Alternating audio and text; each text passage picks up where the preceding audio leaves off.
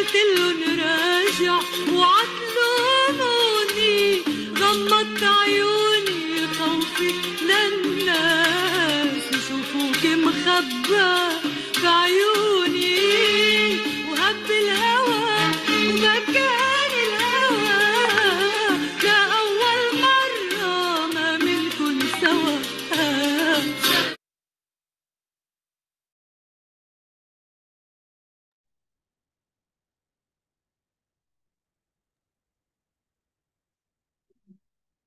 مساء الخير.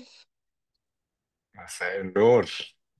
هاي هادي، ازيك؟ هاي كريستين، ازيك يا لسه كوكي؟ عاملة فيروز ايه؟ كانت بتقول اوعى تلوموني، فيعني ما لحقناش. عايزه اكمل اغنيه بعدين لقيت في لوم في الموضوع. أغنية مناسبة. ايوه صح. طيب انت منورنا يا هادي، يعني انت في بيتك طبعا.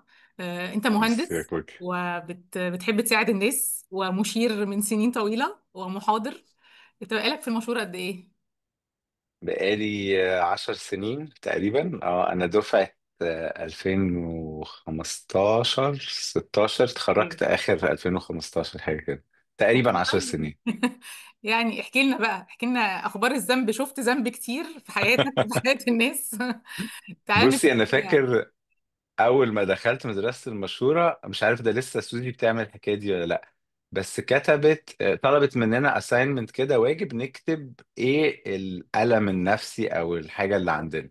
فانا اوكي. قعدت اعصر دماغي وما لقيتش غيره، الحمد لله. ما لقيتش غير صديق احساس الذنب. صديقي، الذنب كان اكتر حاجة يعني طلعت في وشي. لغاية قريب كان اوكي. عندي الورقة دي اللي قلت فيها ان اكبر صراع عندي امم. من وانا طفل هو احساس الذنب الدائم وجلد النفس، واحساسي دايما ان انا مقصر وان انا مش كويس وكده. اوكي. فانت مختبر الموضوع قوي. حبيبي. طيب عشرة يعني حبيبي وعشرة. لو عايزين نعرف الذنب، يعني احنا معانا ناس كتير، ممكن يكون كل واحد فينا عنده تعريف مختلف للذنب، بيشوفه بشكل مختلف. ممكن احس بذنب لو لقيت، يعني مؤخرا ممكن احس بذنب لو شفت حد بيتألم، ممكن احس بذنب لو انا كان عندي ميعاد صح. وما لحقتوش، ممكن احس بذنب لو قصرت مع بنتي في حاجة. يعني هو بنقول ذنب في حاجات كتير قوي، فعايزين صح. نمسكه كده. صح. يعني هو زي كل المشاعر، ودي حاجة أنا اتعلمتها متأخر شوية. مفيش اوكي. مشاعر حلوة ومشاعر وحشة. يعني الذنب زيه زي الخوف، زيه زي الألم، زيه زي الحزن. كلها مشاعر زيه زي الخزي، كلهم في حدود صحية معينة، مفيدين ومهمين ومحتاجينهم. وما نقدرش نعيش في العالم ده بشكله الحالي من غيرهم. فلا تخيلي شخص ما بيخافش، مصيبة امم. ليه؟ هيعدي الشارع الطيارة عربية. اوكي. شخص ما بيحزنش فبيموت له حد بيبقى مش حاسس بحاجة، فده إنسان عنده مشكلة. فالإنسان اللي ما بيحسش بالذنب كارثة. مم. يعني اللي ما بيحسوش بالذنب نوعين هم: السايكوباث والسوسيوباث اللي هم المضطربين يعني، والاموات يعني. دول النوعين اللي ما بيحسوش بالذنب. فالذنب شعور طبيعي ومفيد ومهم، ولازم يكون موجود بنسبة عند كل البشر عشان نعرف نعيش حياة سوية. ببساطة هو إحساس بأن في خلل معين حصل، في خلل أخلاقي، في حاجة أنا عملتها غلط محتاج أصححها. فهو زي الألم الجسدي بينبهني إن في حاجة غلط، حاجة انتبه في مشكلة، خد بالك. زي ما الألم الجسدي بينبهني لوجود مشكلة جسدية أو صحية، الذنب بينبهني لوجود مشكلة أخلاقية محتاجة أتعامل معاها. ال- مدى بقى الذنب، حجمه امم. ونسبته، يعني النسبة وتناسب مع المشكلة. أولا، هل أنا بحس بالذنب لمشكلة حقيقية ولا امم. المشكلة وهمية؟ فده يبقى ذنب وهمي. طب الحجم اللي حسيت، طب انا غلطت فعلا، يعني انا قلت لك كلمة فانت اتضايقتي او حتى ما اتضايقتيش، وانا قعدت ليلتين ما بنامش. طب ده حجم احساس بالذنب ضخم جدا مقارنة بالفعل. هنا بقى امم. نبتدي نتكلم. او العكس، فالذنب الصحي هو اللي يؤدي الى ادراك ان في مشكلة ويساعدني اصلحها. في بقى اوكي. ذنب فهو مش ضروري، يعني صحي. ضروري انا هو ضروري. محتاجاه. اوكي. بالظبط. فاحنا مش عايزين نوصل عمرنا لمرحله اننا ما نحسش بالذنب. دي مرحله خطيره جدا. لكن عايزينه يبقى صحي. ولا هو، فنقدر نقول ان كأن عندنا في النص كده ذنب صحي، وفي ذنب اقل من اللازم وذنب اكتر من اللازم. اوكي. ضمير متبلد او متحجر وضمير ملتهب. اوكي. فانا بقى بحاول اوصل للحتة اللي في النص. انت قلت تشبيه لطيف، هو تشبيه الاحساس بالالم. الالم بيساعدني اعرف ان في مكان فيه مشكله لو في ايدي او كده. بس بتبقى مشكله، بالظبط. بتبقى في حاجه الارمنج اكتر لو انا الالم ما بيقفش. فهل لو انا عندي الذنب، هو انا متألمة طول الوقت، انا طول الوقت ماشية في الشارع حاسة اني بالذنب تجاه، يعني انا شخصيا بشكل شخصي في اوقات كنت بحس يعني ايه كلب في الشارع، فانا حاسة بذنب على يعني عمال على بطال طول الوقت طول الوقت. طب ما ده احساس يعني رهف المشاعر دي حاجة لطيفة، بنقول الشخص ده حساس، الشخص ده بيحس باللي حواليه. طب امتى اقول لا انا كده يعني انا بتحرق مثلا، او لا انا مم. محتاجة اوقف ده، او لا ده حاجة كويسة؟ يعني اقيسها ازاي؟ هي مش سهلة قوي يا كوكي، بس أنا هقول شوية الحاجات اللي أنا عرفتها وساعدتني. يعني إن أنا أحس بوجع الآخرين شيء، وإني أحس بالذنب ناحية وجع الآخرين شيء تاني. فدي أول حاجة محتاجة أميز ما بين. إن اوكي. أشوف شخص متألم فتوجع معاه، ده ممكن يكون شعور صحي وكويس برضو بحسب مقدار حجم الألم وقد إيه بيأثر على حياتي وعارف أحافظ على حدودي ولا لأ. لكن أنا أحس بالذنب إن في واحد في الشارع مثلا بيشحت، او في طفل بيشتغل، او ان. طب الذنب هنا، الذنب المفروض يكون مقابل لمسؤولية ما عليا انا قصرت فيها. امم. بس مش هي دي الحقيقة. الحقيقة في الوضع ده ان انا غير مسؤول عن اللي بيحصل ده، على الاقل بشكل مباشر. ممكن اكون مسؤول عن المساعدة برضو بنسبة وفي حدود امكانياتي، لكن أنا مش مسؤول عن فاحساس بالمسؤولية برضو غير احساس الذنب. فالتفاعل شيء والمسؤولية شيء والذنب شيء ثالث، يعني حاجة اه نفرق مختلفة. الثلاثه. اه يعني فانا ممكن احس بالذنب، ممكن احس ان انا يعني قلبي اتحرك او تعاطفت مع حد، بس انها توصل لذنب وان انا اتفاعل دي حاجات تانية، ده ليفل تاني حسب ده في دوري ولا مش بالظبط. في دوري او كده. الجملة بقى الخطيرة اللي انت قلتيها ان انا طول الوقت موجوعة. طول امم. الوقت موجوعة. يعني انا هقول لك، بما ان استخدمنا المثل بتاع الألم الجسدي، انا كان عندي ألم مزمن في ظهري لمدة 6 سنين. 6 سنين ألم لا يتوقف. فده مش مش ده الهدف بتاع الألم. الألم ابتدى في وقت ما بسبب مشكلة عضوية، كان بينبهني ان في حاجه في الفقرات، انت بتقعد كتير، انت محتاج تعمل حاجه. اوكي. لكن مع الوقت قلب ألم مزمن. دي خبرة امم. ممكن نعمل لها بودكاست لوحدها. لكن يعني بعد سنين طويلة اكتشفت ان الألم اللي كان عندي ما كانش ألم في ظهري، كان ألم في مخي. كان مخي مسجل ألم بيبعت إشارات طول الوقت طول الوقت طول الوقت. فده أصبح ألم مزمن. فده الاحساس بقى ان انا طول الوقت حاسس بالذنب، ده بقى ذنب مزمن. فهنا مزمن يعني مرضي، يعني غير صحي، يعني محتاج اتعامل معاه واعالجه عشان يرجع لمستوى الالم الطبيعي، اللي هو في سبب للالم صلحته بقيت كويس. فمثلا واحده من مؤشرات ان انا عندي ذنب صحي او غير صحي، هو ان انا عملت حاجه غلط حسيت بالذنب، اعتذرت، امم. خلاص راح الذنب. لا اوكي. اعتذرت ولسه ما راحش، امم. يبقى هنا في مشكله. لا ده انا عمال اتاسف واعتذر وانت عماله تقولي لي خلاص يا هادي، وانا اقول لك لا انا اصلا ما حسيتش بحاجه. لا بس انا متضايق من نفسي جدا، لا واجلد روحي وابقى. طب ما خلاص انت صححت. فده امم. مؤشر ان في مشكله هنا. فاحساسي بالذنب هو اعلى من اللازم، هو مش طبيعي، مش صحي. فانت ذكرت ان آه، ممكن الذنب عندي يبقى مزمن، فعشان كده ممكن يبقى انا اه بالظبط. بحس بالذنب بزياده. طب ده ممكن تبقى جذوره ايه؟ يعني ليه عندي انا غير الناس اللي جنبي؟ اللي جنبي عملنا كلنا نفس الاكشن، كلنا ما عملناش الواجب بس حد واحد هو اللي حاسس بذنب مزمن او حاسس بتقصير اعلى.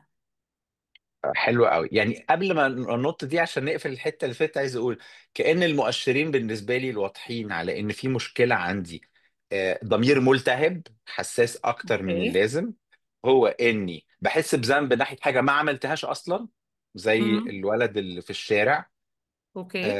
وانا ما غلطتش في حاجة، ما فيش، انا ما عملتش حاجة، بس انا حاسس بالذنب.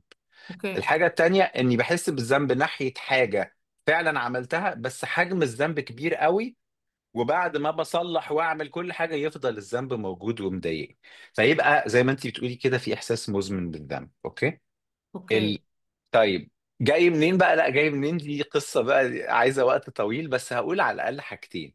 مبدئيا كده احنا بنتولد بخامه، يعني شخصيتنا دي زي الورقه في امم. الورقه الرفيعه. فاي حاجه هتكتبيها هتبعلم على ظهرها، حساسه امم. ورقه. وفي ورق تخين فتكتب عليه مش هيأثر قوي. عشان كده ده بيفسر ليه ممكن طفلين يتربوا في نفس البيت بنفس الظروف بنفس الطريقه، تلاقي حد فيهم حساس قوي قوي عنده احساس عالي بالذنب، وحد تاني عنده احساس اقل بالذنب مثلا يعني. لكن امم. بعد كده بقى في عوامل تانية كتيرة قوي قوي، اولها وغالبا اكبرها التربية. ف اوكي.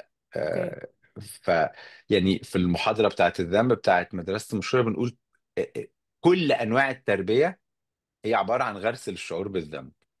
لانه مجرد ان انا بقول للطفل او بيتقال لي انا ده صح وده غلط، اتحط جوايا على طول احساس بالذنب ناحية الغلط.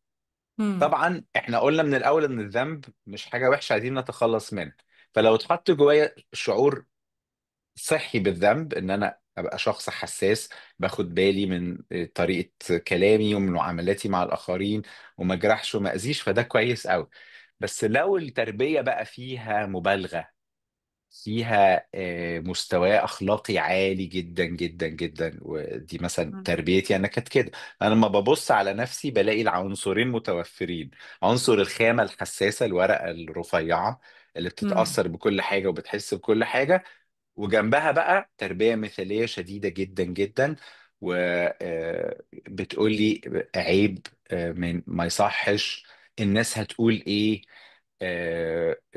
جمل بتتقال زي انت مش مكسوف من نفسك. طب هو انا المفروض ابقى مكسوف من نفسي مثلا يعني؟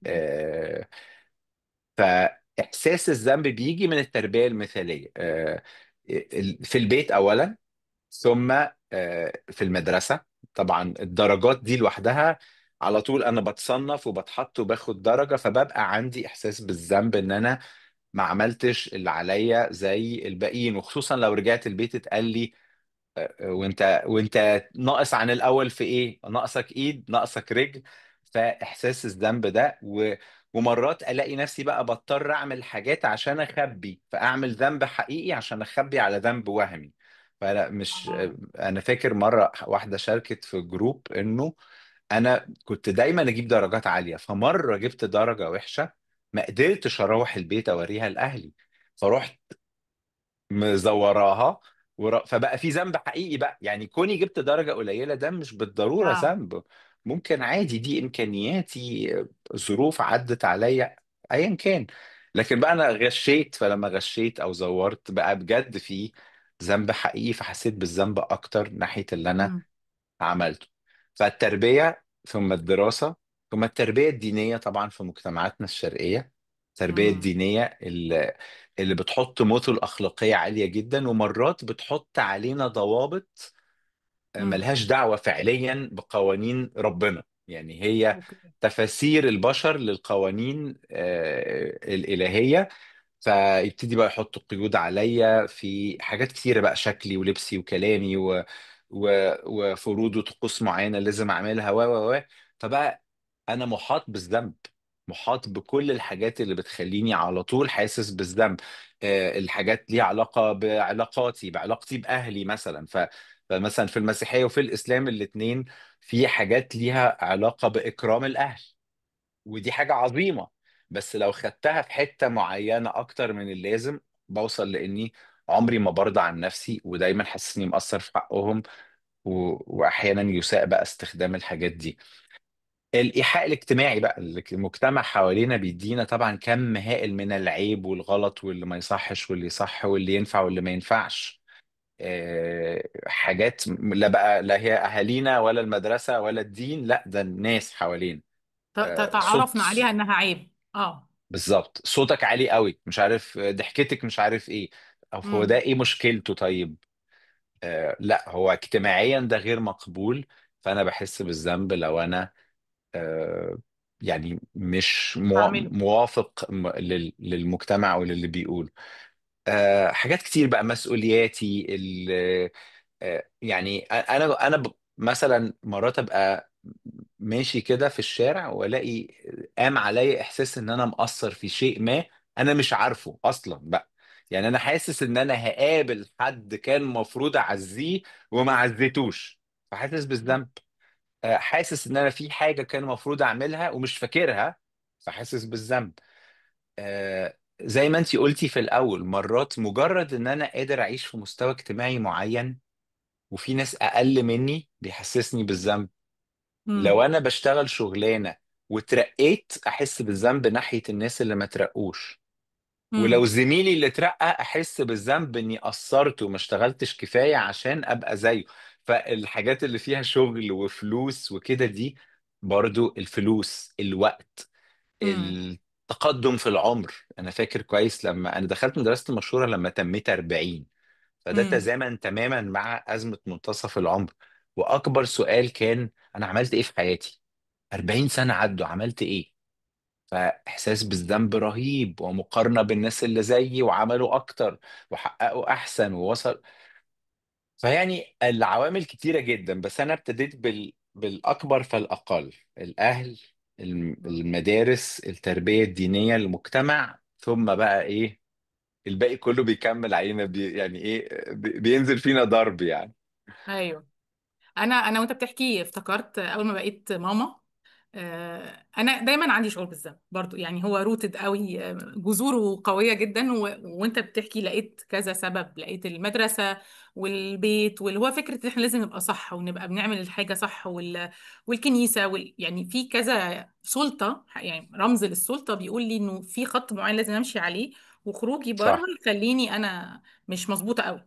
فانا بنتي لما ولدتها من 10 سنين كانت بقى موضه التربيه الايجابيه والحاجات دي، وانه كل حاجه نقدر نعملها، والام دي ما ت- مش هتقعد في البيت، هتقدر تعمل كل حاجه ومعاها البيبي. وانا كنت ملبوخه لبخه رهيبه، مش عارفه اتعامل، طبعا. مش عارفه اخرج، حاسه انه انا البيت هو الحاجه الوحيده اللي بعرف اكونترول المطلوب مني شويه. فكنت حاسه بذنب رهيب، وحاسه طب ما هو كل اللي حواليا امهات هم لهلوبه بيعملوا كل حاجه هايله، وانا كنت حاسه سوبر ان ماما. انا مش سوبر ماما، وفي نفس الوقت بتعب، يعني بقول انا مش قادره وتعبت من المسؤوليه. فانا مش بس مش بعمل كل الحاجات، لا انا كمان حاسه بالمسؤوليه زياده، وعايزه كاني اتخلص من المسؤوليه دي. ف فيعني لقيت عوامل كتيره قوي اتجمعت وتخلق فعلا ذنب طويل المدى يعني. ايوه. والمشكله انه الذنب كمان يا كوكي بيخلينا مش عارفين نعمل اللي علينا. يعني مم. قصدي، يا ريته بيفيدنا. يعني الذنب، انا بتكلم هنا بقى على الذنب اللي مش الملتهب، صحي. مم. اللي مش صحي، المزمن ده. يا ريته بيخليني مثلا عايز اعمل اكتر، انا مرات بيعجزني، بيخليني مش عايز اعمل حاجه ومش قادر اعمل حاجه. بينما يمكن لو شعوري بالذنب بقى صحي هعرف اعمل اكتر مم. وهبقى راضي عن نفسي اكتر. واللي انتي قلتيه كمان بيثير نقطة تانية بقى، انه اللي انا حكيت فيه ده العام اللي بينطبق على الجميع، بس في فئات بيبقى عندها ذنب اكتر. يعني الستات والبنات في مجتمعنا الشرقي بيتحط عليهم ذنب اكتر، لان مم. الصورة اللي متقدمة هي انه قيمة الست في عطائها. فانتي قيمتك من انك تكوني شمعة تحترق من اجل الجميع. فانتي عمرك ما هترضي عن نفسك، وبتحسي بالذنب مرات كمان لو استمتعتي. يعني انا برضو حسيت ده، كان بيحصل لي مرات كتير انه لو طالع اجازه ابقى حاسس بالذنب، وبقفش نفسي اني دايما قبل ما اطلع اجازه بموت نفسي شغل، كاني بقول اني لو ما موتش نفسي شغل فانا غير مستحق للاجازه. مم. وللامانه، رغم اني قطعت شوط كبير في القصه دي لغايه دلوقتي، لسه امبارح بقول لمراتي، بقول لها انا مش قادر اشتغل وتعبان ومضغوط وبرضه مش قادر اخد اجازه، لاني حاسس بالذنب، حاسس ما ينفعش اخد اجازه وانا عندي كل الشغل ده. ما مم. ينفعش انبسط، فكره ما ينفعش انبسط دي. بحس بالذنب لو انبسطت، بحس بالذنب لو جبت حد يساعدني في البيت. الستات مثلا ممكن تلاقيهم يحسوا بالحكايه دي قوي. ما اقدرش، يعني مراتي في وقت كانت اكتر يوم بتشتغل فيه هو اليوم اللي بتيجي فيه الست تنظف. طب احنا ليه بننظف للست ده عشان بتيجي تنظف، بالظبط بنظف لها كده. قبل ما ده تيجي ليه طيب؟ عشان ما تلاقيش البيت يعني مكركب معروف. كأنها جاية تفتش علينا مش جاية صح. تساعدنا يعني. صح.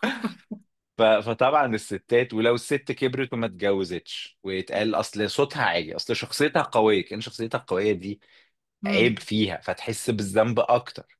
امم. وهي اللي لازم تخدم الاهل اكتر من اخواتها الولاد، فدايما في الصوره دي. والنهارده بقى السترونج اندبندنت وومن لازم كمان تشتغل، ولازم وما تاثرش في حق العيال، ويبقى شكلها كويس طول الوقت. امم.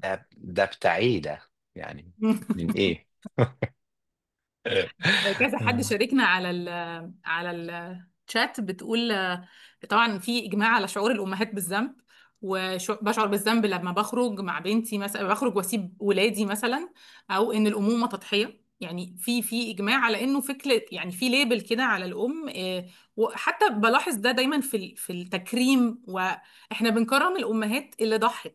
بس نادرا ما بتتكرم ام مثلا نجحت في مجال معين على امومتها. لا، هي نجحت تبقى شاطره علميا، لكن هي مش شاطره كأم. طالما نجحت في مجال معين غالبا هي مقصره كأم. صح. فالنجاح الأم دايما إنها يعني بقت هي ورا، بقت هي. ايوه. فيعني واضح إن ده في إجماع على الإحساس ده. للاسف يعني فعلا ما اقدرش انكر انه في مجتمعاتنا الشرقيه الستات بالذات بيتحط عليهم ضغط رهيب في الحته دي. بالذات بسبب كلمه تضحيه دي. الامومه تضحيه، يعني مش بس الامومه، هي المراه قيمتها تساوي تضحيتها، بينما الرجل مثلا قيمته تساوي جيبه. جيبه، عطائه المادي، تحديدا المادي. عطائه المادي او نجاحه المادي. أو فهو عضلاته إنه الراجل بيحمي وقوي، والحاجات اللي هي لازم لازم مثلا فبنزنقه في مثلا الدور ده.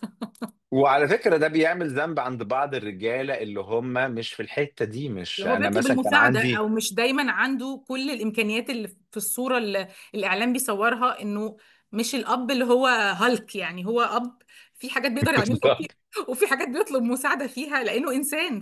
فصح، ده ضغط مجتمعي شديد. 100% 100%.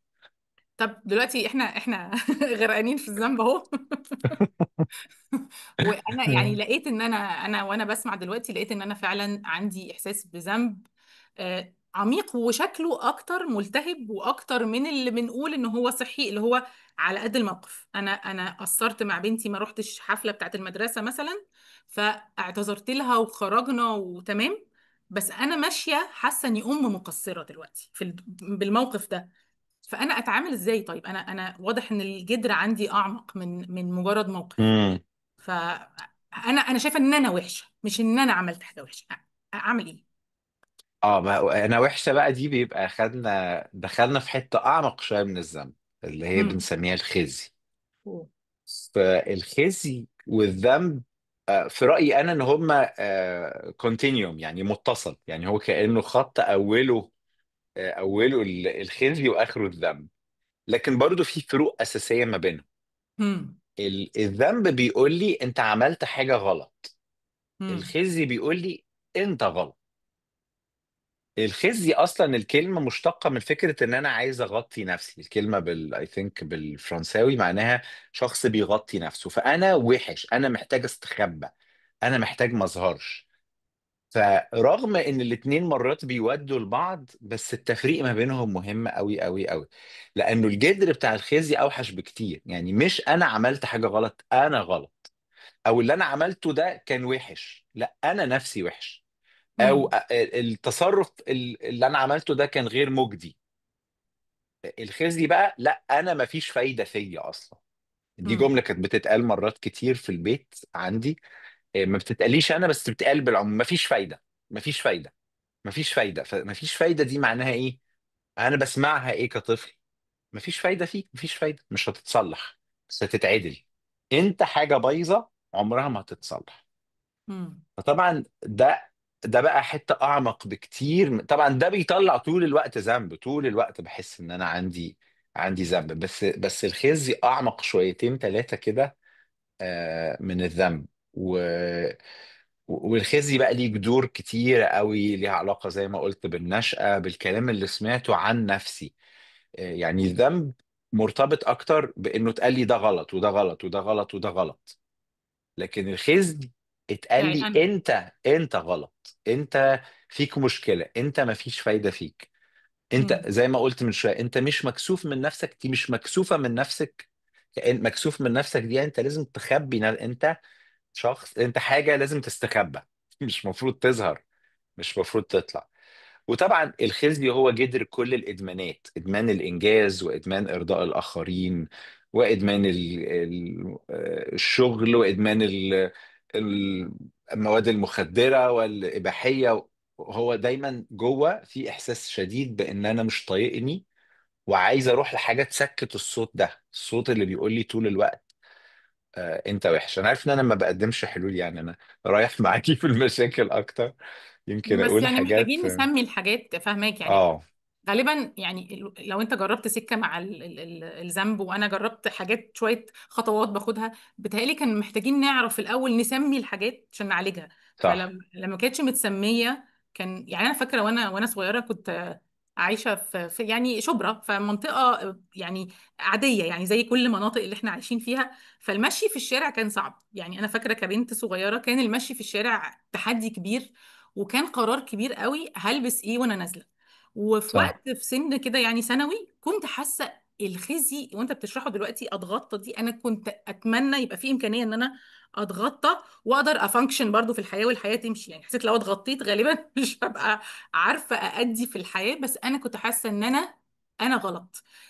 شكلي، جسمي، كل حاجة بتقول ان انا مؤذية للناس اللي حواليا. فكان احساس قعدت بيه سنين، وحاسة كمان بشكل ديني ان انا مخطئة، انا باذي اللي حواليا، فانا بخطئ في حق ربنا.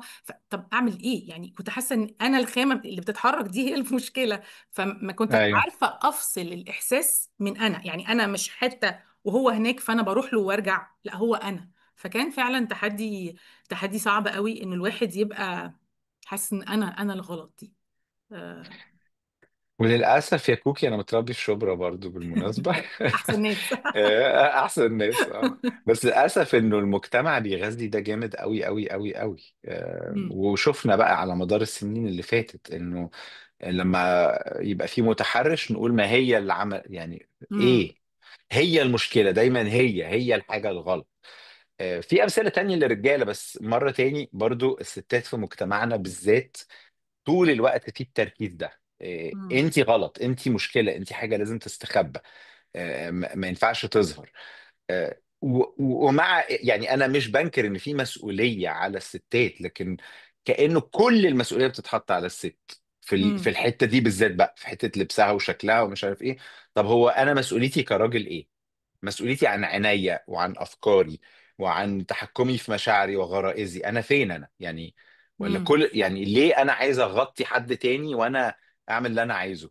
طب ما على فكرة مم. هو ممكن نغطي كل الناس، وانت هتلاقي حتت تروح فيها برضو تبص وتعمل حاجات تخلي ضميرك انت لو صاحي وموجود يبقى المفروض بيتوجع. فيعني للأسف ده فعلا حاجة من الحاجات المؤذية قوي. ارجع للحتة بتاعت الخزي والذنب. وانا عارف دايما السؤال بيبقى يعني لما بقدم المحاضره دي في مدرسه المشوره، من اول 10 دقائق ربع ساعه هو كفايه ما تحكيلناش اكتر عن المشكله ادينا بقى الحلول، يعني خش على الحلول ودي حاجه ايوه. طبعا برضو في الثقافه ان احنا يعني ايه، اديني قرصين عشان اديني اكتب لي الروشتة عشان نخلص الموضوع. بس هو الحقيقه يعني زي كل التحديات النضج النفسي والتعافي، مفيش روشيت، يعني مفيش قرصين مم. هناخدهم هيخلونا احسن. لكن يعني دايما بنقول الوعي نص الطريق.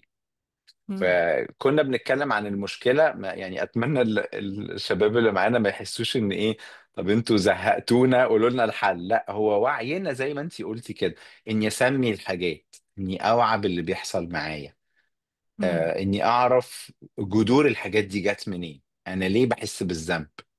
ما ده مم. عشان اتقال لي حاجة، اتقالت لي في البيت، اتقالت لي في الكنيسة في الجامع، اتقالت لي في المدرسة، اتقالت لي في التلفزيون، مم. اتقالت لي.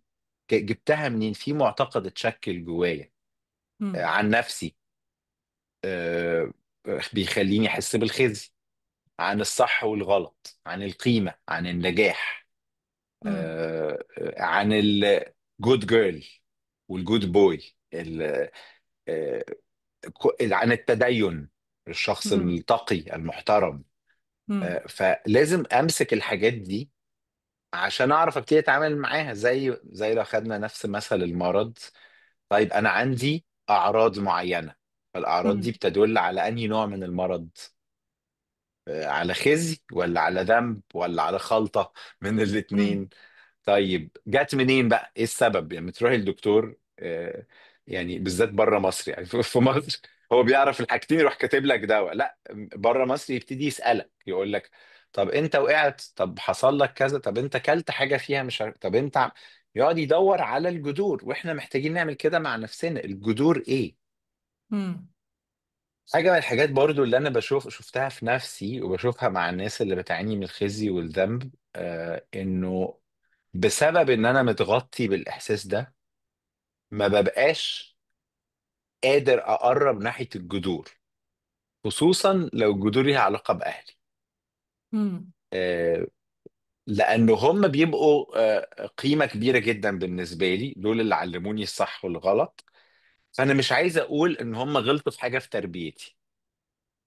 الذنب هيبقى آه، ألذ مني اكتر.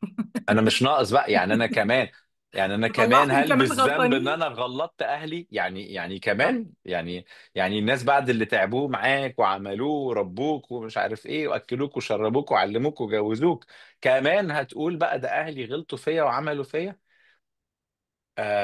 وانا قادر اتفهم وجهة النظر دي، بس عايز اقول المشكلة الحقيقية بتحصل لما ارفض ان انا اسمي الحاجات باساميها. انا مش بعرف اتعافى، مش بعرف اخف، مش بعرف ابقى احسن. وفي نفس الوقت آه، يمكن بيبقى جوايا صورة ان انا لازم اطلع اهلي دول وحوش مونسترز عشان برضو مش ده المطلوب.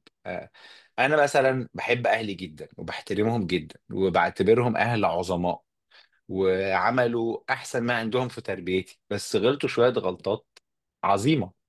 وانا نفسي بقى النهارده كأب، انا عندي ولدين، واحد 13 واحد تقريبا 18. انا عملت مجهود رهيب في تربية ولادي، بس انا مدرك اني عملت كم اخطاء ومصايب في حياة ولادي. و... وكل اللي بحاول اعمله ان انا اقول لهم على الغلط غلط. مم.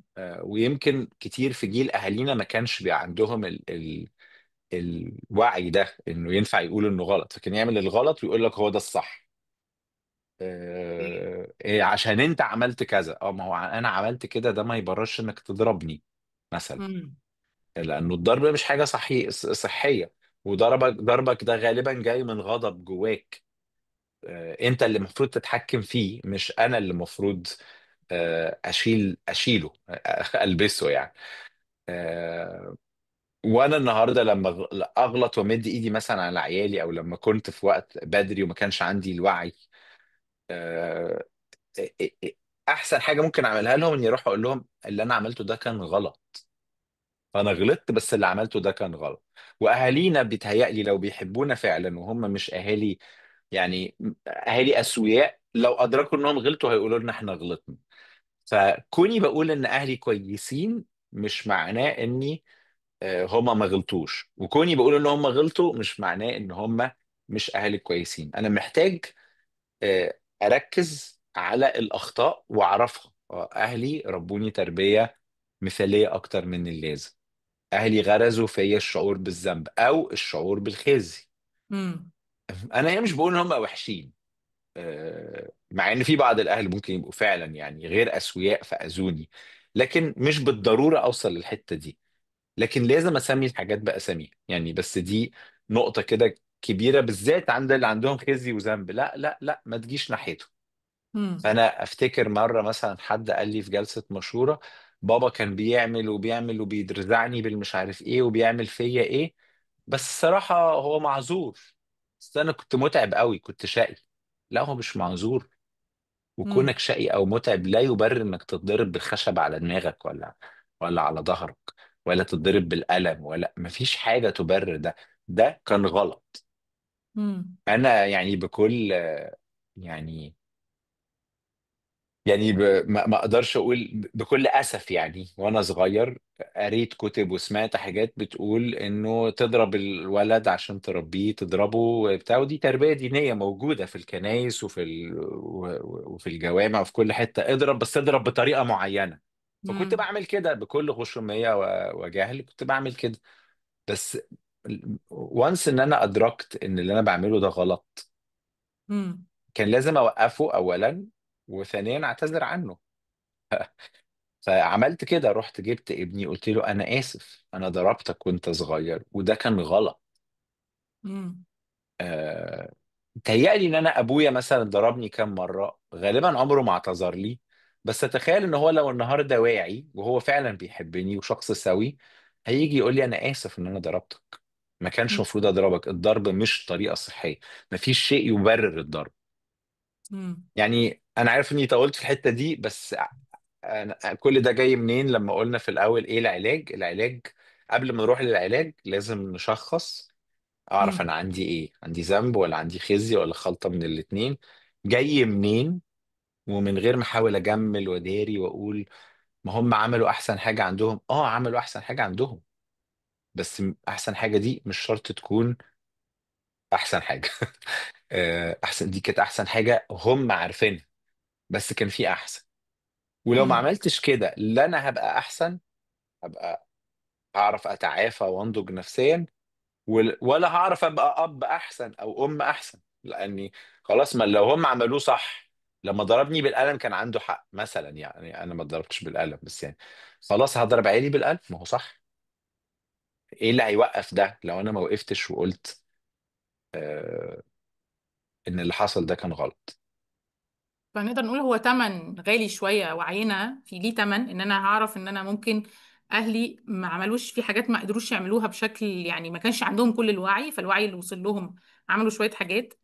بس لو انا فارق معايا النهارده ان انا اخف او اتشفي كده من جوه، وعايز عيالي تبقى في حتة احسن في المستقبل، فانا محتاجة اعترف ان ده كان غلط عشان ما عيدوش زي ما انت قلت. بالظبط. ومحتاجه احجمه. يعني انت لما رحت اعتذرت مثلا، انا اسف ان انا كنت بضرب لان ما كانش عندي وعي. لو انت لغايه النهارده حاسس انا اب وحش، انا اب وحش، انا، يبقى الذنب عندك ما عرفتش ما هو يعني ممكن تكمل السايكل ان انت حاسس بالذنب تجاههم طول الوقت طول الوقت، مع انه كان موقف وخلص، وانت عملت احسن حاجه تعرفها وقتها، ولما عرفت حاجه النهارده غيرتها. فهي دي سايكل يمكن اللي محتاجين نعرف اكتر ازاي نمشي فيها. انه هنفضل نغلط، يعني هنفضل نغلط ايوه. وهيجي الذنب. ولو عندي حبة خزي غالبا هيبقى صاحبي شوية، فمحتاجة اتعامل مع وجوده. يعني تهيألي ما نقدرش نوعد انه الحاجات دي لما اشتغل عليها تختفي، ولا انت ايه رأيك؟ لا، مش بتختفي خالص يا كوكي يعني. دي نقطة تانية، يعني مش بهدف إحباط الناس اللي معانا ولا حاجة. لكن لا، أنا لسه بصارع مع الذنب، أنا في حتة أفضل بكتير، وممكن أشارك كمان شوية إيه الحاجات اللي عملتها وساعدتني. لكن أنا ما زلت بصارع مع الذنب. و... وبالذات لما بتحط في مواقف جديدة، لما بيبقى فيه تريجرز معينة، يعني في، مش عارف تريجرز دي ترجمها ازاي، اللي هو مثير جديد، مثير يعني حاجة مثيرات مثيرة. جديدة. اه. بالظبط. يعني اديكي مثالين، مثلا مثل ليه علاقة بالولاد. فأنا مثلا لما ابني ابتدى كبر بقى 17 ودخل على 18 وفي المراهقة، وعدى في مراحل صراعات شديدة جدا جدا، وابتدت تظهر عليه حاجات غصب عني. أنا الذنب قام عليا، وقضيت أوقات رجعت أعيط وأكتئب وأقول أنا السبب، أنا السبب، أنا السبب، أنا اللي عملت كده، أنا مش قادر اشيل من دماغي مواقف معينه وتصرفات معينه انا عملتها معاه، زرعت فيه الحاجات دي وخلته النهارده بيعمل كده. امم. فالذنب بيقوم علينا لانه في تريجر جديد، حد قايل لنا عوامل مفجره قويه. دي انا بخاف من ايوه. التفجيرات بس آه يعني في حاجه جديده داست على الزرار من الاخر. مثل تاني مثلا لما حد بيتنقل من انا هاجرت من اقل من سنه، امم. أنا حاليا مش في مصر. بس لما اتحطيت في وسط جديد، آه، ابتدت حاجات كتير قوي تقوم عليا كنت خلاص عديتها. ف امم. يعني ممكن لما نتكلم شويه كمان عن اعراض الذنب، واحده من اعراض الذنب انك بتبقى دايما عايز ترضي كل الناس حواليك، ودايما حاسس بمسؤولية ناحية الناس اللي حواليك. امم. ان كل الناس تبقى سعيده، وكل الناس تبقى مبسوطه، وكل الناس تبقى كويسه، وكل الناس تبقى علاقاتها حلوه. فواحده من اعراض الذنب الملتهب يعني، غير الصحي يعني، انه انا دايما زي ما انتي قلتي في الاول كده، انا حاسس بالمسؤوليه ناحيه كل حاجه، الطفل اللي في الشارع، والست اللي بتشحت، وطبعا الدوائر بقى اللي حواليا، اللي عيانين في قرايبي وفي اصحابي. لو احنا شله اربع خمس اشخاص واتنين متخانقين، انا حاسه بالذنب، او حاسس بالذنب ان هم متخانقين، انا عليا مسؤوليه ان انا اصالحهم مثلا امم. يعني. امم. انا حساس جدا جدا للنقد، انا عايز طول الوقت كل الناس تقول عليا كلام كويس. فالذنب دايما بيطلع منه ده ارضاء الاخرين، الرغبه في امم. ارضاء الناس، وان ما حدش يزعل مني ابدا. لو حد زعل مني ابقى هموت وما اعرفش انام بالليل. و... امم. ولو اتنين زعلانين، من زي ما قلت، ولو في حد مش كويس انا حاسس بالذنب. فده امم. ارضاء الاخرين واستغلال من الاخرين مرات، لانه هي امم. احسن خامة بقى للشخص المستغل هو الشخص اللي بيحس بالذنب. ده البيرفكت، الضحية الكاملة اللي هو ايه يعني، بيرفكت مفيش ماتش زي ما بيقولوا، المثالية. لايقين على بعض اه، جدا. ذا اه. بيرفكت براي، يعني الضحية المثالية. مفيش احسن من كده. هات لي بقى حد بيحس بالذنب. لو انا عايز استغل حد، امم. هدور على حد ضميره حساس وملتهب، واقعد بقى اقول له ده انت وانت وانت مش حاسس بيا، وانتي مش حاسه بيا، وانا ده انا عملت معاك، ده انا ما فيش حد بيحبك قدي. ومرات حتى الاهل، مرات بالذات لما بيكبروا، بيدوسولنا على الذنب، فنعمل حاجات يعني في حاجات مرات بتبقى مش منطقيه يعني. افتكر مره كابل كانت الام تروح المستشفى ويجروا عليها، وبعدين ما فيش حاجه، هي ببساطة عايزة ابنها جنبها طول الوقت. امم. آه، ف فتدوس على الذنب بقى طول الوقت، احسسك بالذنب، احسسك بالذنب، فتعملي اللي انا عايزه، فتستغلني. ف انا كنت بقول يعني ده كمثال على انه انا مثلا لسنين طويلة كان سهل استغلالي، ما بعرفش اقول لا. دي بعض اعراض الذنب بقى، ما بعرفش اقول لا، وبالتالي سهل جدا حد يستغلني. عندي رغبة شديدة في ارضاء الاخرين، ما اعرفش انام بالليل لو عليا حاجات ما خلصتش، او لو سمعت كلمة نقد من اي حد. بعد سنين شغل على نفسي ممكن اشارك يعني حاجات من اللي عملتها في الحتة دي. بقيت احسن كتير قوي قوي قوي قوي. يعني السنة اللي فاتت كده في اولها كنت حاسس ايه، يا الحمد لله أخيرا تخلصت من الذنب. ثم بعد شهور حصل تغيرات، وخدت قرار أنا وعيلتي إن إحنا ننقل، وهاجرت. فبقيت في مجتمع جديد، ناس ما تعرفنيش، مسؤوليات جديدة، شغلانة جديدة. وشغلتي فيها مسؤولية كبيرة جدا ناحية الناس، وقيادة الآخرين، والاهتمام بحياتهم. فلقيت نفسي انتكست انتكاسة بقى، يعني ربنا ما يوريك. رجعت 10 سنين لورا. ليه؟ امم. هو الذنب موجود وكامن، أنا عرفت أتعامل معاه وعرفت أتخطاه بنسبة، لكن جت مثيرات جديدة، امم. تريجرز جديدة رجعتني لورا. مع ما أقدرش أقول إن أنا رجعت لورا اللي هو خسرت كل اللي عملته، بس لا، صارعت نفسيا جامد قوي قوي، وما زلت بصارع مع رصيد من الوعي ما راحش الحمد لله. انا واعي ان اللي انا بعمله ده مش صح، انا عارف ان انا في مرحلة جديدة.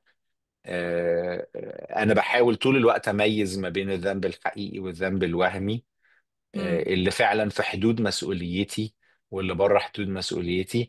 بحاول اقول لا اكتر، بحاول اقلل من رغبتي في ارضاء الاخرين، وعارف ان انا ان شاء الله يعني بمعونة ربنا يعني هعدي المرحلة دي.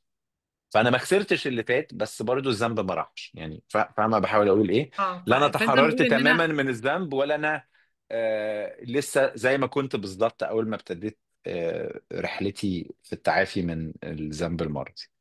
فزي ما قلت انه كامن، يعني هو لازم اقبل انه قماشتي اللي اتكتب عليها حاجات زي ما قلت بشويه. انا قابل ان القماشه هتفضل هي دي قماشتي اللي مكتوب عليها شويه حاجات. انا بحاول اوفر بيئه اكثر صحه لنوع القماشه دي، لكن لازم اقبل ان دي قماشتي. ففي جزء كبير يعني اعتقد، وقولي لو صح، جزء كبير من سكه التعافي هو قبول. يعني هل اقدر قوي اقول قوي. ان في قبول محتاج اقبله لنفسي ولحدودي، ولان انا مش ربنا؟ سوري يعني، انا من شويه قلت انا عايز كل اللي حواليا مبسوطين. ده حاجه، يعني فكره مستحيله يعني.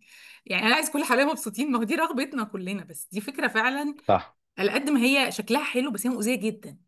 ف... يعني دي ينفع اقول دي فكره القبول؟ وهميه، اه وهمية 100%. جدا. لا انا عايز اقول لك حاجه بقى، انه فعليا الفكره دي خارجه من الخزي. اللي بيسكت الخزي الكماليه. انا مم. عايز ابقى ما عنديش اي مشاكل.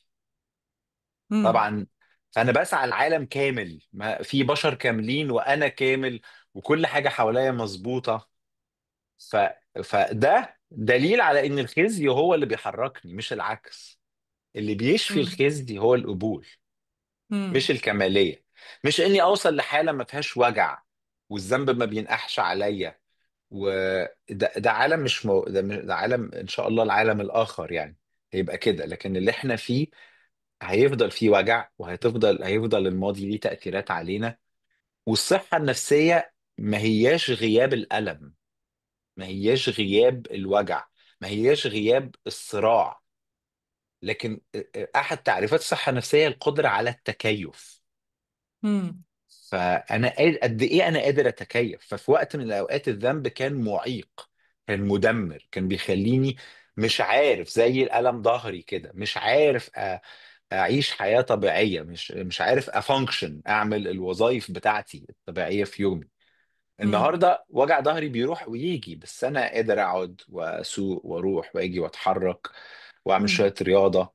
فالوجع موجود، ما راحش او بيجي ويروح، لكن مش معيق، مش معطلني، قادر اتكيف مع الحياه، مع الالم. قادر مم. اتكيف مع الالم واعيش حياتي. فلا بالعكس، فكره انه هيجي يوم من الايام هبقى يا حر من الذنب، ده وهم. وعلى فكره غالبا الاوقات اللي فيها تحررت تماما من الذنب، رحت ناحية اني اعيش حياة آه، ضميري فيها متبلد. فبقعد اعمل مم. حاجات غلط غلط غلط غلط، وبعدين فجأة يروح الذنب قايم عليا وجايب لي القديم والجديد، فاروح نازل ده اللي بيعمله الخزي والذنب فيا. لكن مم. التكيف هو اني انا دلوقتي حاسس بالذنب، حاسس بالذنب ناحية حاجة معينة. اول سؤال، هو انا غلطت؟ اه لا. مم. طب ايه اللي اقدر اعمله عشان اصحح؟ محتاج اعتذر. مم. ومحتاج افكر ازاي ما اعملش الحاجه دي تاني. خلاص نقطه. لا انا ما غلطتش. اوكي. مم. يبقى انا مش محتاج احس، يبقى مش هفكر في الموضوع ده تاني يعني. بس بياكلني. لا. طب هل احتمال اكون غلطت، احتمال لا مثلا غلطت في حقك انت يا كوكي، فهسألك مم. هو انت اتضايقتي مني لما انا قلت كذا كذا؟ لا ما اتضايقش. طيب كويس، انا بطمن. خلاص. خلصنا. مم. حاجة من الحاجات التانية مثلا اللي أنا عملتها فرقت معايا، لأنه زي ما قلت من أكتر سمات الذنب هي إني ما بقدرش أقول لأ لحد، مم. وإني على طول عايز أعمل كل حاجة لكل الناس. فتعلمت أقول لأ. ابتديت أقول طيب أنتي طالبة مني حاجة معينة، هل دي في حدود مسؤولياتي؟ هل لازم أعملها؟ أو مم. لأ. لو لا، طب هل اقدر اعملها وفي حدود امكانياتي بقى، مش في حدود مسؤولياتي، في حدود امكانياتي؟ هل اقدر اعمل الحاجه دي من غير ما اجي على نفسي اكتر من اللازم، او اجي مم. على بيتي او مراتي او على اولويات اخرى؟ اوكي هعملها. لا يبقى هقول لا. طبعا اول كام مره كنت بقول لا كنت بقى بموت. يعني زمان كنت عشان اقول لا لازم الاقي 50 سبب اقولهم. انا اسف جدا بجد يا كوكي، انا كنت احب قوي وكان نفسي، بس انا اصلي عندي الوقت ده كذا كذا ومحتاج مش عارف ايه، بس فعلا انا اسف وخلاص يعني. يعني طبعا بعد شويه اتعلمت اني اقول لا وما اقدمش مبررات كمان. يعني طبعا دي بقى بتاكلني اكتر بكتير يعني. انه لو حد قريب، يعني لو مراتي اللي طالبه مني حاجه وبقول لها لا، محتاج اقول لها لا ليه، او امي او صديق قريب مني، محتاج اقول له سوري كنت احب ابقى معاك بس انا عندي كذا. لكن لو حد مثلا طالب مني اقدم محاضره، انا مش مضطر اقدم اسباب. امم. طبعا ليه ببقى عايز اقدم اسباب؟ عشان الذنب بياكلني. بس انا بقول بعقلي، بقول هو انا محتاج اقول له ليه؟ لا انا مش محتاج. فانا اسف يا فلان، الوقت ده مش هيناسبني، كده. او انا اسف الوقت ده انا مش بقدم حاجه، انا واخد اجازه، او الوقت ده مش عارف ايه. اول كام مره كنت بقول لا، كنت ببقى بنهار، يعني بنهار وقاعد بقى مستني يرد عليا ويقول لي ايه. حاسس بقى خلاص هخسر الشخص ده، مش هيكلمني تاني، هخسر علاقتي بيه. وبعدين مع الوقت بقى، وده التدريب السلوكي، يعني اي تغيير في الدنيا محتاج شقين: شق معرفي وشق سلوكي. بشتغل على افكاري، بشتغل على سلوكياتي. ففي عقلي بقول لا انا مش هعمل الحاجه دي، انا عايز اعمل ده عشان الذنب، وعشان بس لازم ادعم ده سلوكيا باني اقول امم. لا. ولما اقول لا ما امسك نفسي عن اني اقول مبررات. وبعدين ابص الاقي بقى ايه، انا جربت بقى الفكره دي سلوكيا، فلاقي الشخص بيقول لي اه ما فيش مشكله خالص انا مقدر. ايه ده يعني؟ يعني ما انهارتش، ما حصلش مصيبه، عادي الناس مقدره. وبعدين بعد 3 4 مرات يطلع شخص يقول لي انت بتتكبر علينا مثلا يعني. هو انا فعلا كنت بتكبر؟ فطبعا يقوم الذنب لا انا ما اقصدش اتكبر عليك مثلا يعني. وبعدين اقول لنفسي هو المشكله عندي ولا عنده؟ انا دي حدودي وامكانياتي، ودي حاجه خارج نطاق مسؤولياتي. وانا قلت لا، هل انا فعلا متكبر؟ لا انا مش متكبر. امم. خلاص، مش يعني دي مشكلته. طب اعمل ايه بقى في الوجع اللي بيطلع ده؟ ما هو هنا بقى هرجع للمثل بتاع ظهري، وجع ظهري. في امم. وجع جاي من الألم المزمن، وفي وجع العلاج أو وجع التعافي. فالوجع ده وجع صحي بيكبرني، لكن الوجع التاني اللي هو اللي مخليني طول الوقت بقول اه لكل الناس كل الوقت، ده وجع مؤذي. ده وجع مخليني مش عارف أعيش. آه، لكن الوجع مثلا بتاع العلاج الطبيعي او بتاع التمارين، في وجع بس الوجع ده بيكبرني. فلما امم. بقول لا وما اديش مبررات، مثلا انا بتوجع مره واثنين وثلاثه، بس بعد شويه بكبر. امم. لغايه، ودي بقى حاجه اقولها يعني مبشره للناس اللي بتصارع مع الذنب، لغايه لما جيت في وقت بقيت فعلا بقول لا وانا مش حاسس باي مشكله يعني. مش عايز اقول يعني في ضحكات شريره متقطعه بتقول لا كده، ان هو يعني لا. انا لسه هنا.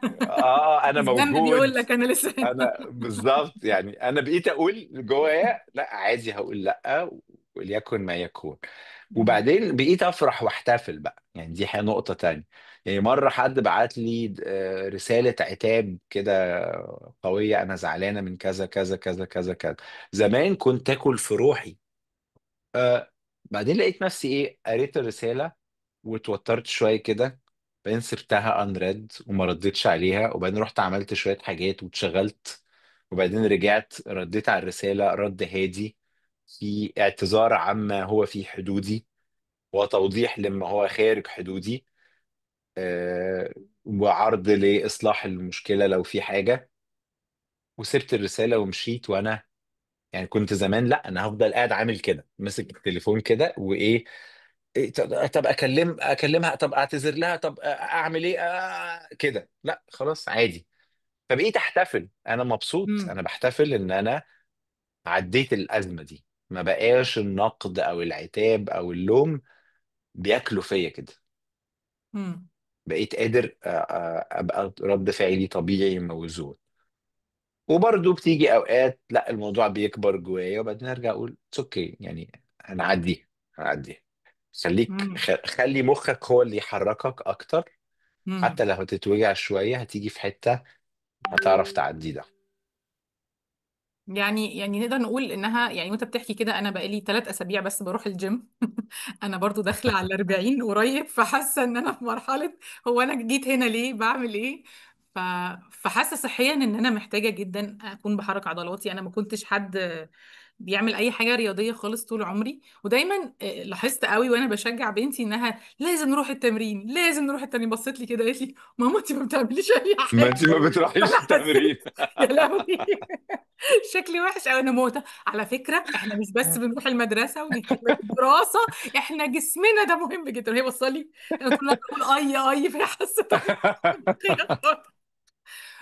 فعلا بقالي وقت بروح الجيم، مش قادره اقول اني شايفه اي، يعني بقالي 3 اسابيع يعني مش قادره اقول اني شايفه نتيجه، بس شايفه شويه بخلق عاده او بخلق روتين اقدر اكون جسمي جواه صحي اكتر. فلو قلنا من التشبيه ده ممكن نقول ان انا محتاجه اخلق روتين يعني دلوقتي انا بربي عضلات زي ما انت كنت بتقول، اقول لا مثلا عضلات التعامل اللي بتواجه شعور الذنب المش صحي، او عضلات يس. تواجه شعور الخزي اللي جذوره قويه ده. فلازم اقبل انها سكه، هي مش محاضره، مش كتاب هقراه، صح. مش قرار هاخده. يعني انا قررت النهارده بعد المحاضره اتحمست اي حد يطلب مني حاجه هقول له لا. ممكن تكون دي حاجة انتكس بعدها، يعني ما تبقاش حاجة صح. بتفيدني قوي. صح. فنقدر نقول كده يعني لو قربنا، مش عارفة وقتنا قد ايه هنشوف نقول بس يعني انا دلوقتي هدخل الجيم بتاع ان انا اتعامل مع الذنب ده، اعمل ايه لو قدامنا 5 دقايق مثلاً؟ ف حلو قوي. هو تشبيه الجيم ده تحفه، لان انا بحبه وبستخدمه كتير. انا اول مره ادخل جيم في حياتي كان عندي 49 سنه، السنه اللي فاتت. لا، اوكي. كانت 48. ابتديت العب لاول مره في حياتي.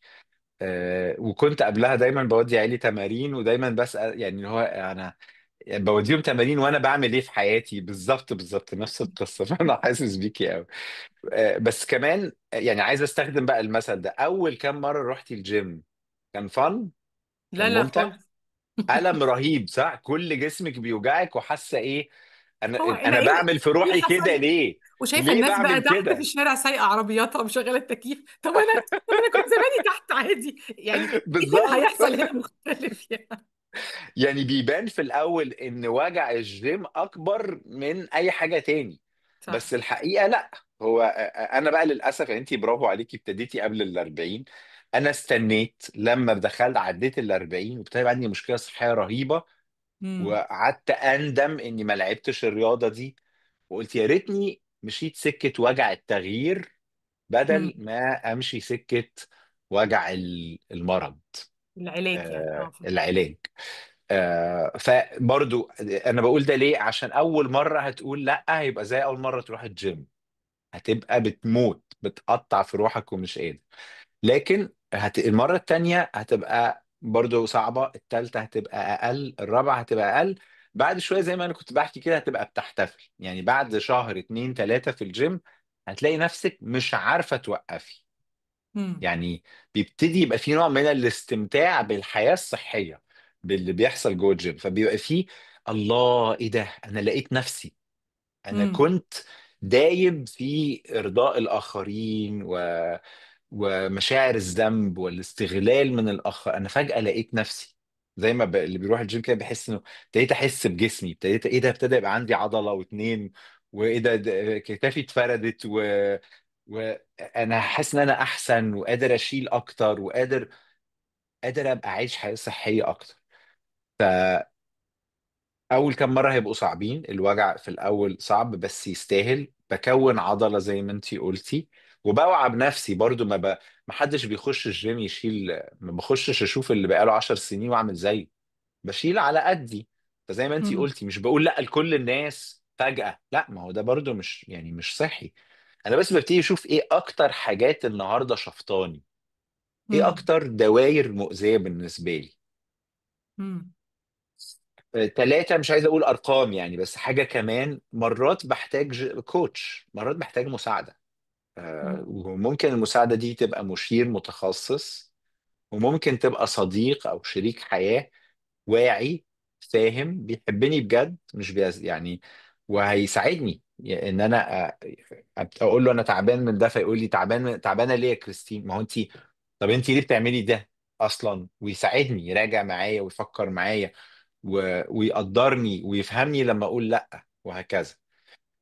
3 بقى محتاج ابعد عن الاصدقاء السوء. يعني لو انا بروح الجيم ومصاحب شله بتنزل كل يوم تضرب كشري ومش عارف تعمل ايه وبتاع، ما هو دول مش راكبين مع بعض. فانا امم. محتاج ادور في دوايري على مين الناس اللي بتشفط الطاقة بتاعتي امم. وبتأذيني. دي قصة بقى تانية ممكن نعمل قعدة عليها يعني.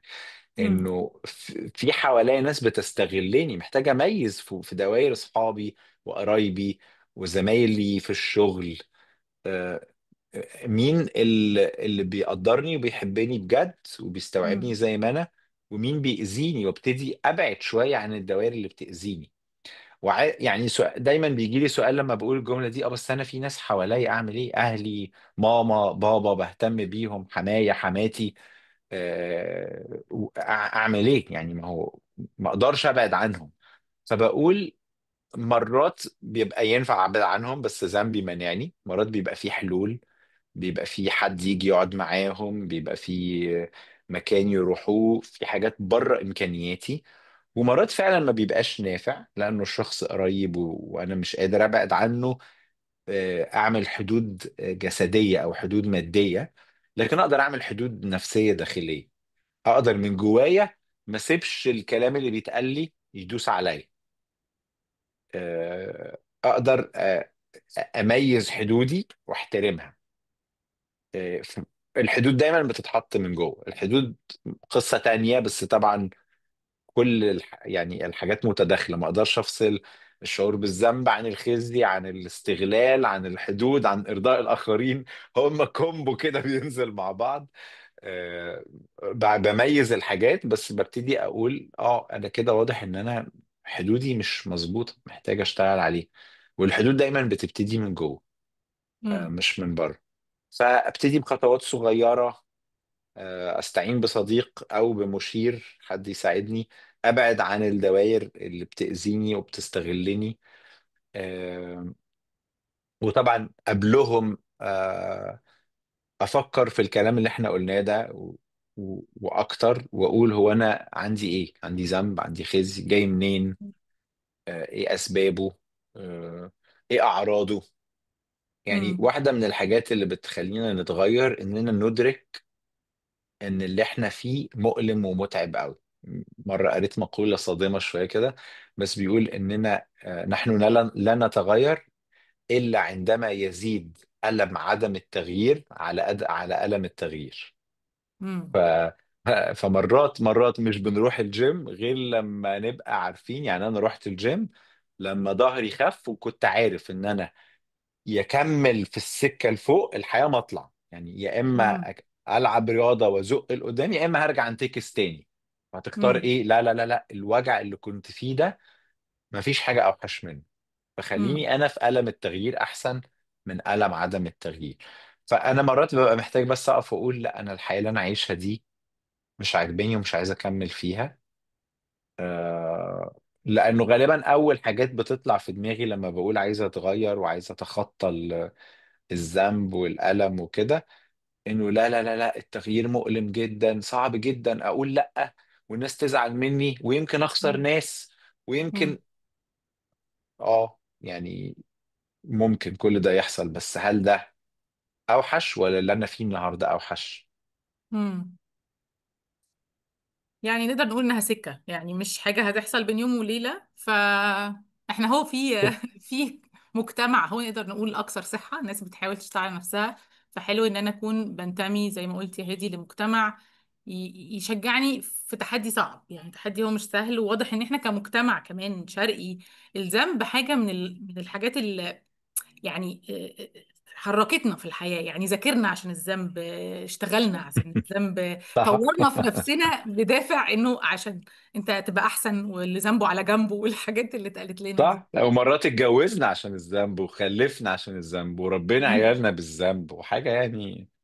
فإن هو اه. حاجة بجدرها قوية عندنا، دي حاجة يعني احنا مجموعة فيها، فنقدر نكون سبورت لبعض واحنا بنتطور فيها يعني. انا ممكن اشارك اخر حاجة بحاجة شخصية انا ساعدني من سنين. الكتابة، انا عارفة ان مش كل الناس تحب الكتابة، بس الكتابة خلتني اعرف اسمي اللي عمال يلف فوق كتير، وكأنها الاشباح اللي بتطاردني. اشباحي في احساسي ان انا مقصره تجاه اهلي، تجاه ربنا، تجاه الحياه، انا محتاجه اعمل احسن. ف... فالنهارده يعني زي ما كنت بتقول من شويه، يعني ببص على زمان واحس. فلما بقرا حاجات، انا احب اكتب واخلي الحاجات، فلما اقرا حاجات قديمه احس انه يا انا كنت بحس بالذنب عشان ده انا النهارده مش موجود، عندي ذنب لحاجات تانية جديده الحمد لله. جبت كويس. اسباب جديده، بس الاسباب القديمه قدرت الاقي لها ردود واتعامل معاها واحطها في حدودها. فهي سكة وأشجع أي حد. أنا شايفة كومنتات كتير ناس بتسأل طب إيه الحل، طب. فهي سكة ويعني جزء من السكة هو اللي إحنا عملناه النهاردة ده. شكرا قوي ليك يا هادي، وعلى كل شكرا ليك ال... يا انس يا كوكي. اللي أنت قلته، والخبرات العملية والخبرات الشخصية. ف... وشكرا لكل حد حضر. إحنا طبعا ما كانش في وقت قوي الناس نتكلم عشان الوقت ضيق، بس يعني ممتنين ليكوا جدا. ميرسي يا هادي قوي. ميرسي يا كوكي، وشكرا لكل الناس اللي تابعت واللي تفاعلت وبعتت. يعني انا مبسوط اني كنت معاكم النهارده.